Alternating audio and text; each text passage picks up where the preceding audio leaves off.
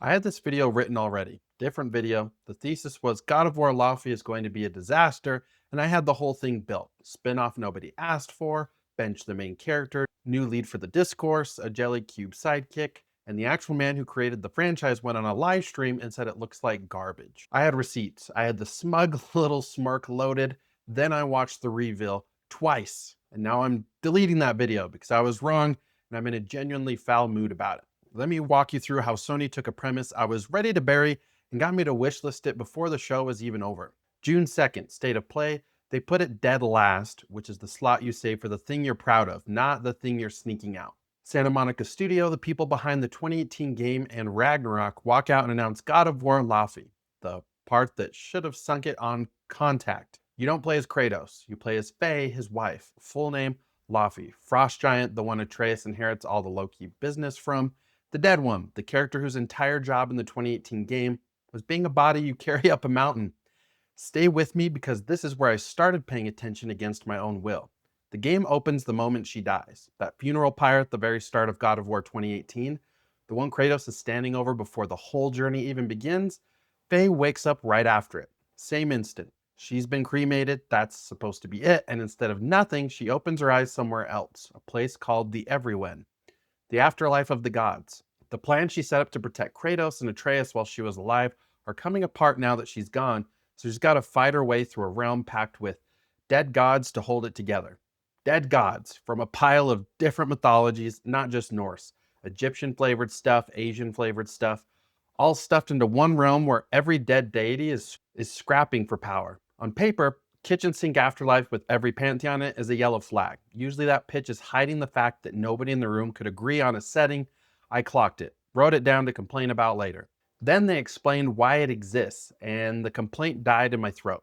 Think back to Ragnarök. Odin spends that whole game eaten alive by one question. What happens when we die? He's ripping reality open trying to find out what's waiting on the other side, and he never gets a clean answer.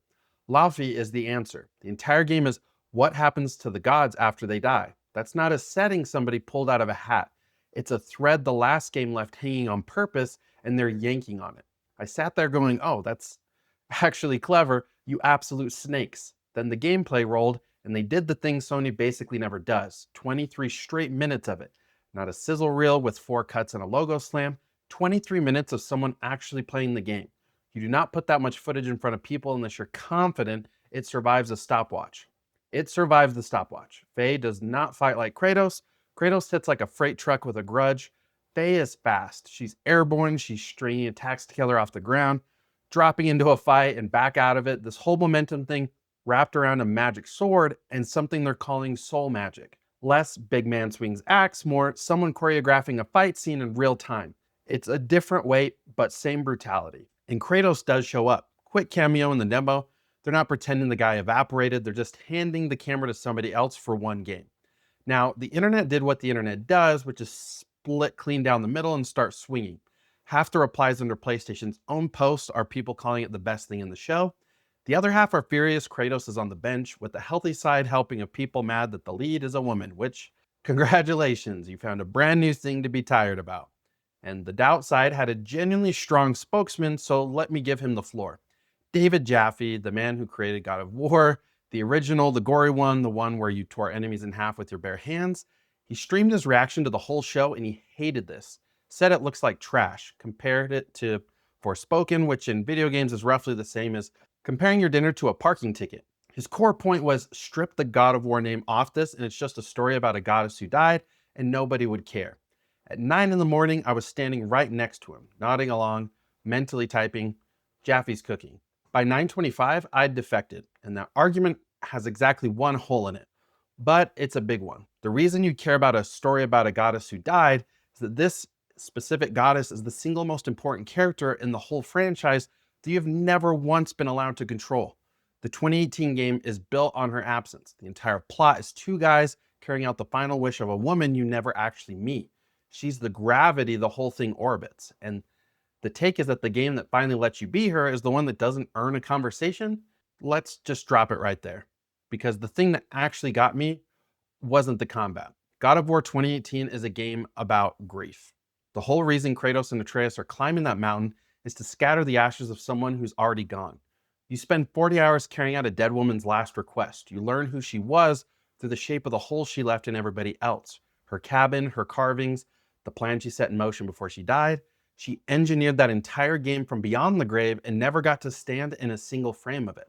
And now you play as her. You get the other half of a story we only ever watched from one side, the side that was making the plan, the side that was scared about what happens to the two people she was leaving behind. That's not a cash grab. That's the one piece of that story that was actually missing.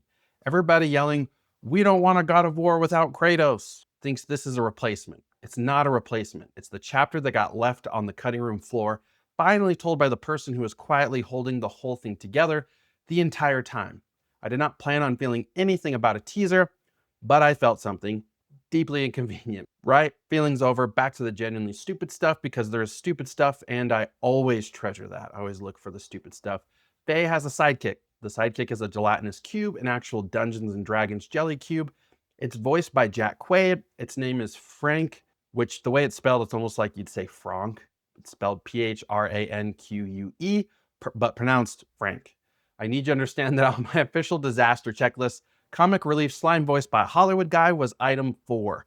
There's evidence for the prosecution and in the actual footage. Frank rules. The cube works. I am as upset about this as you are.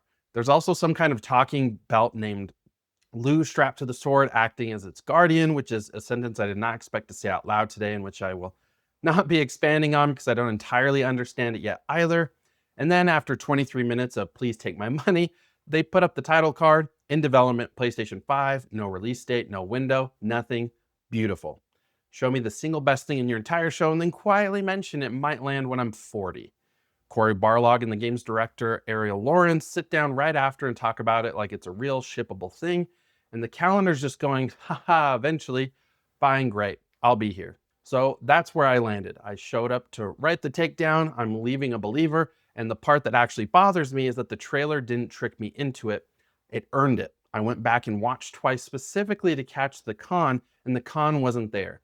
If you watch that reveal and you're still flying the Jaffe flag, get in the comments and tell me why, seriously, because I want to know if I'm being played and just can't see the strings. And if you're like me and you flip somewhere in the middle of that demo, tell me the exact second it flipped you. Mine was the funeral-pyre, the body on the pyre opening her eyes. That's the second I lost the argument. Go argue with me about a jelly cube. I'll be down there. Peace.